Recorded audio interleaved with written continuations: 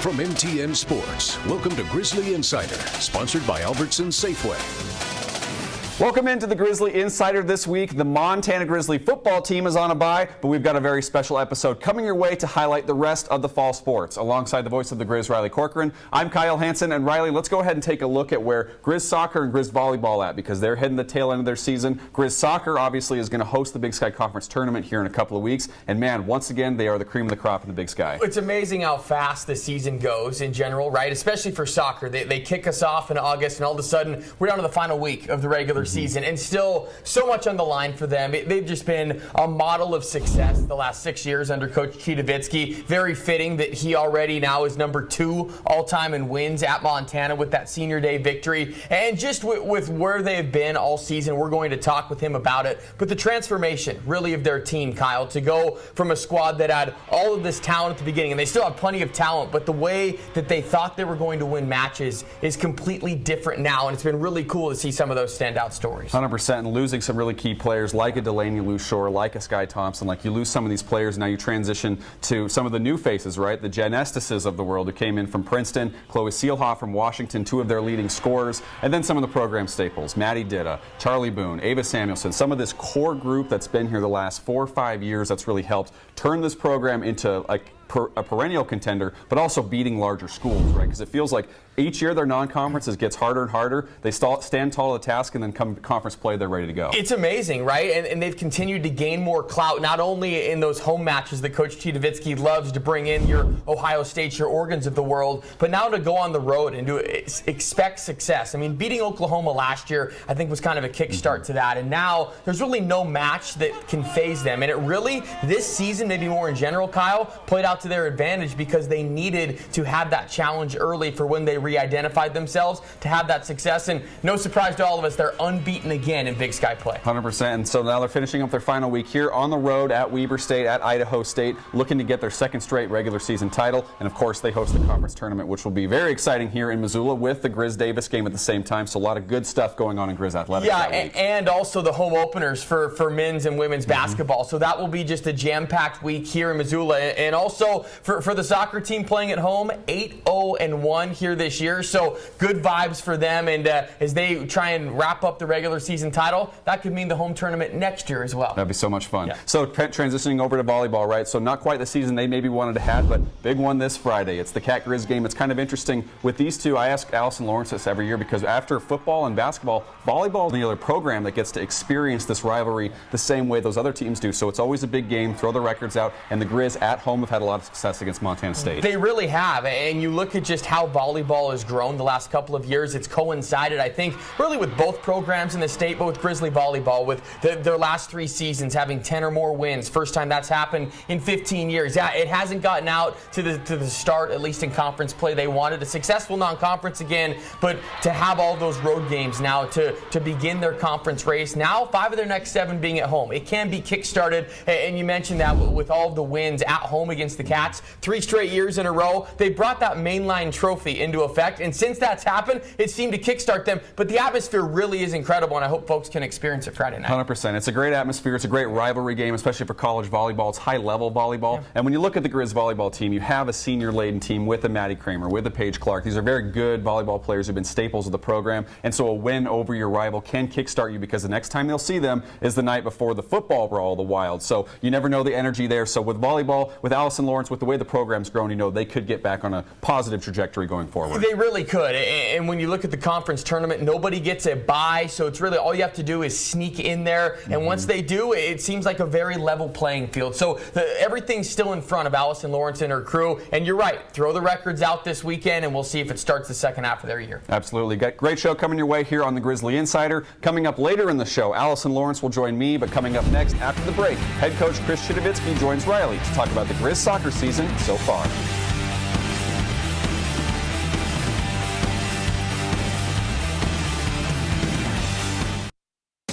Welcome back to Grizzly Insider, sponsored by Albertsons Safeway. And welcome back to the Grizzly Insider, one of our favorite shows of the year as we pivot from football and talk with the other fall sports going on, and a lot of success for Grizzly Soccer. Again, their head coach, Chris Chidovitsky, kind enough to join us. And Coach, you're going into the final weekend of your regular season, but so much to talk about from program success and just how you guys have dealt with everything this year. Before we do all that, how are you doing, and how's the feeling going into the final week of the regular season? It's the final week of the season, so as always, I'm stressed out, but happy, just used to this feeling now, and excited to play these games and see if we can win more. Well, you guys are in control of your own destiny for yet another Big Sky Conference title, and all of the work that you guys put in throughout the year. We talk about it, how it's just a grind of a season and it's so quick. How do you manage all of the emotions that go with, okay, we go 52 weeks a year protecting this program and getting it to the highest level. Now it all comes down to the next 3 weeks. Yeah, no, this is just something that we're used to. It's a feeling that we know comes this time of year. It's an expectation. If it's not here, it's a complete depression. This is the way it has to be right now, and so managing it, this is just the way life is. So for them, they wake up on these days, they come to practice saying, good, this is how it should feel for me. And so that's a beautiful thing. And the winning is something that has been consistent and something that's been expected. 6 Big Sky titles in your first 6 years, chasing a 7th, maybe even an 8th if things go your way the next couple of weeks, Coach. But when you just think about this team and how this season has been different, what makes it maybe more satisfying, more gratifying, the path that you guys have taken to get to this place? And I know you still have a lot to accomplish, but just how special and how different is this year's team's path to get to this spot? Yeah, this has been difficult. It was supposed to be a vintage year.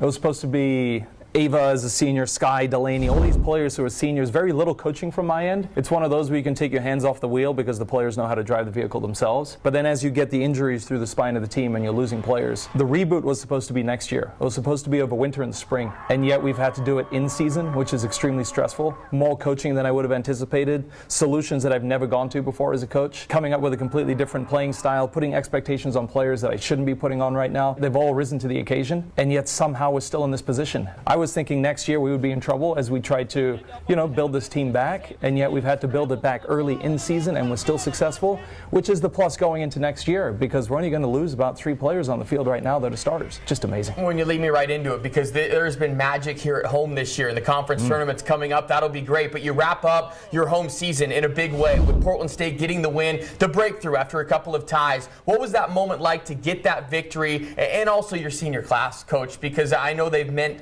so much to you in a variety of ways, and you mentioned the storybook ending might not have been that way just as far as the injuries have went, but just as far as getting the win Sunday, your senior class, all of that bottled into one. Yeah, it was too much for me. Yeah. I haven't cried on a senior day ever. And it actually got to me completely, because when you look at Delaney's face, and she hasn't played for most of the season, and she's just crying because she loves this program so much and what it means to her. How could you not, right?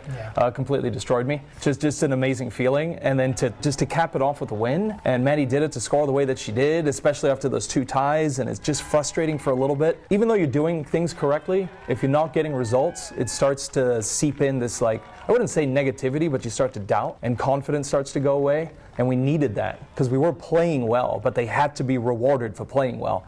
And for Dida to get coached the way she did after Sacramento and then show up and get it done against Portland State at the right time, that release was absolutely incredible. It's been awesome for everyone to go on this ride with you this season, because you've been so honest with everything that's went against you guys. And for you now, I think it's very fitting on a day that will be so special, Senior Day, that you're number 2 all-time in wins at Montana with that victory. Congrats on that, Coach. Final question for you. What's it going to take? I know that there's a lot in front of you, but what's it going to take here in the stretch run the next couple of weeks for you guys to accomplish all your goals from an X's and O's standpoint and just that mindset you need? Yeah, from an X's and O's standpoint, you got 2 teams that are man-marking orientated, so we're working on a couple things just to break that stuff, just to get results to win the first piece, right? But overall, you need this time of year a team that is tight, right? I don't care what your role is. If you're not playing, you have to be all in. If you are playing, you have to be all in. Everybody has to be all in. And then we have to find something called a competitive edge, which is what we're calling it. So it's one thing to have team spirit. Everybody's, yay, happy, I'm on board, but when someone punches you in the face, you got to respond. And that's competitive edge, and that's what we've been really pushing over the past handful of games. We had it against Oregon State 1-0. We had it against Boise 1-2-0. We didn't have it with Sacramento, right? Defended well, we had the spirit, we were there for each other, but we couldn't find a way to win, and that's the piece that we're working on. This time of year, you must find ways to win games, and that's what we got with Maddie Dida. That's what we got out of the team, and that's what we need now. You've got to get the results to bring home the titles, and that's a hard piece to develop because it's not individual. It's a collective vision that says, I don't care what you throw at me, I'm beating you today, because that's what we need. The Grizz are in control of their own destiny for another Big Sky Conference title. Has a nice ring to it, doesn't it, Coach? It does, yeah. Okay, well, thank it. you so much for joining us. Congrats on all the success, and let's do this again after you bring home a couple titles. Sound Let's okay? do it. Sounds good. Sounds good. On the other side of the break, we'll transition to volleyball with Kyle Hansen and Allison Lawrence.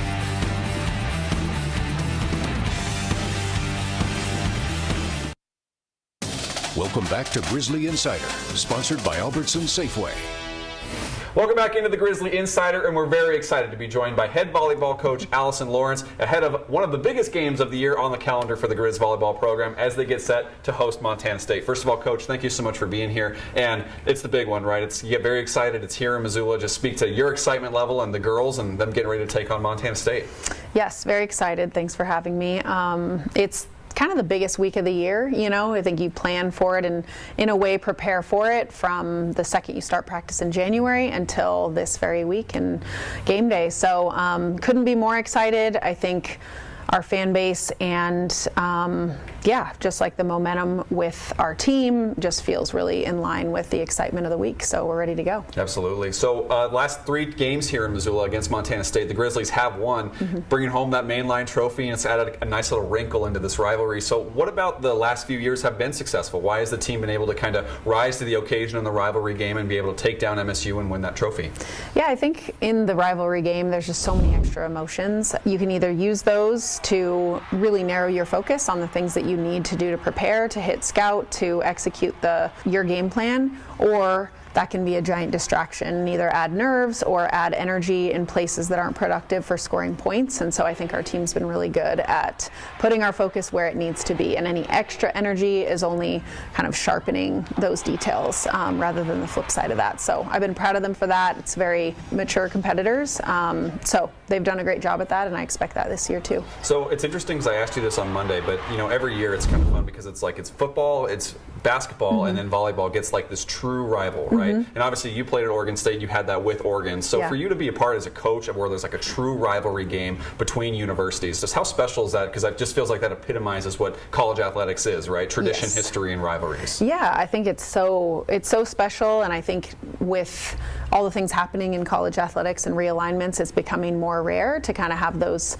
storied rivalries still intact. As an athlete in college, that was just one of the best, biggest reasons to be a collegiate athlete, was that story, and to take part in that story and that narrative. You got to have your name be a blip in that long, 100-year narrative. And so I think that's very true of this rivalry with the Cats. And I look at a lot of different sports and big rivalries, and I think it's one of the things when you hear athletes during their retirements or during, when they reflect back on their careers, they name that as one of the most special experiences, but also the experience that brought out their best game. And I think we don't reach our potential without the Cats, and vice versa, and I think it's just such a cool thing. So I'm really thankful for it. So for you, kind of 10,000-foot view, how would you kind of evaluate the season so far? A lot of volleyball left to be played with, I believe, 11 matches left in the season, 5 of the next 7 here in Missoula. So kind of nice to be home after such a long road stretch, but kind of your view of the season so far and what this team can do to maybe turn things around here going in the final stretch. Right. I think biggest view, I feel really frustrated. I think our team feels really frustrated with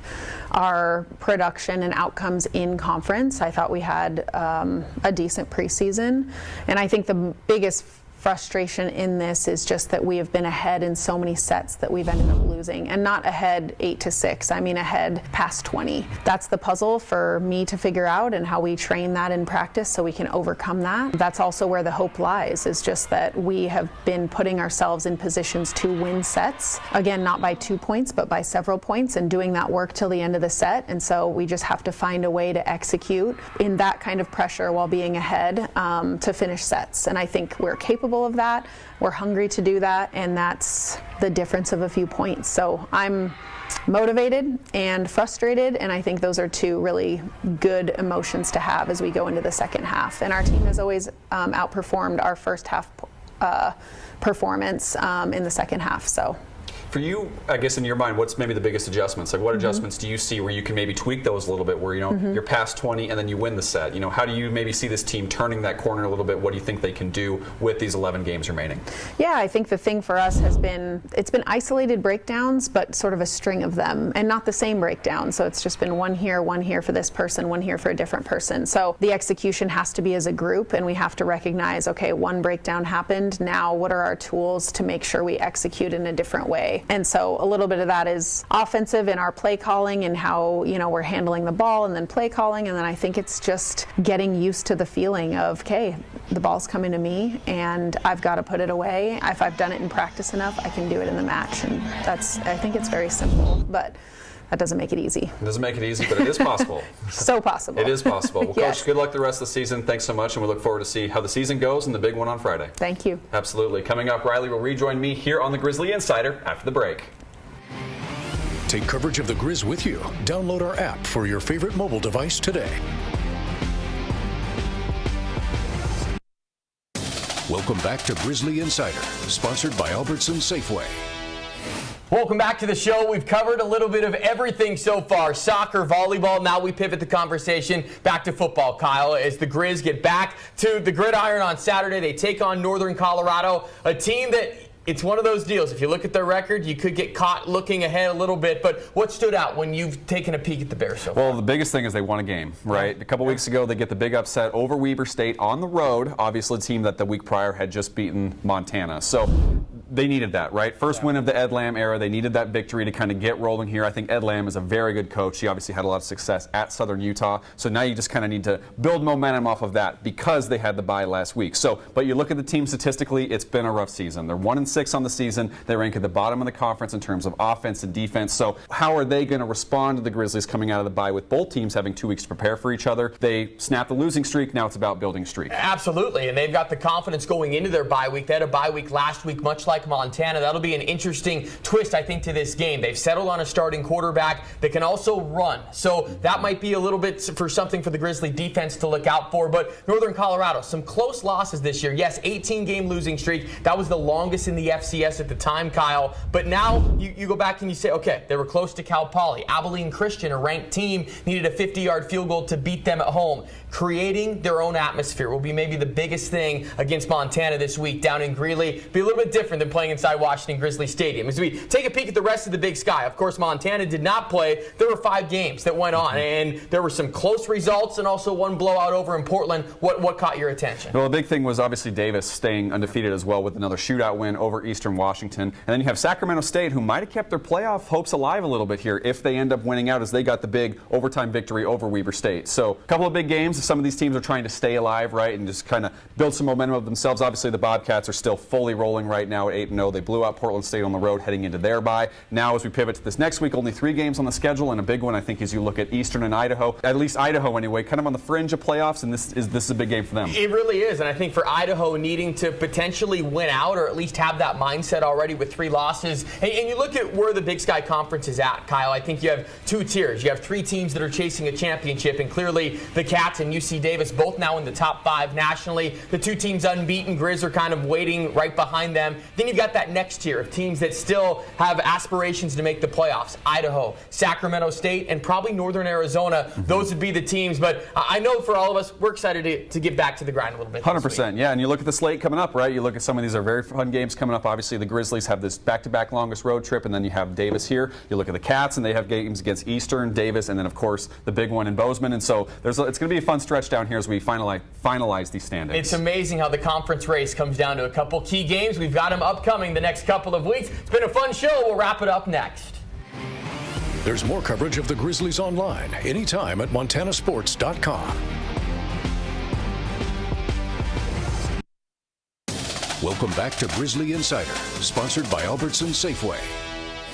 Well, the Grizzly football team is back in action on the road this week as they head down to Greeley, Colorado. And Riley, what's on deck for you this week as they get ready for the Bears? Tell you what, it'll be nice for everybody to get back in the swing of things for the second half of the regular season. But you look at it content-wise, all of us are rolling again. The Inside the Den podcast, make sure to check that out. Great interview with Coach Chidavitsky, as well as a recap from that NAU game for football to remind everyone about that big win the Grizz had against a ranked opponent. Then, of course, I know that we're going to start talking about it next week on this show as well, but start to preview the playoff picture because now the official rankings will come out. Where's Montana stand? They're back in the top 10 after not playing. So all that being said, it'll be good to kickstart things before Saturday. Absolutely. Back at full swing finally as we head down the final stretch towards the playoffs for the FCS level. You can catch the game on the Grizzly Radio Network with Riley, and you can also catch it on MTN this week with a 1 p.m. kickoff, Montana at Northern Colorado. Thanks so much for joining us here on the Grizzly Insider, and we'll see you next week.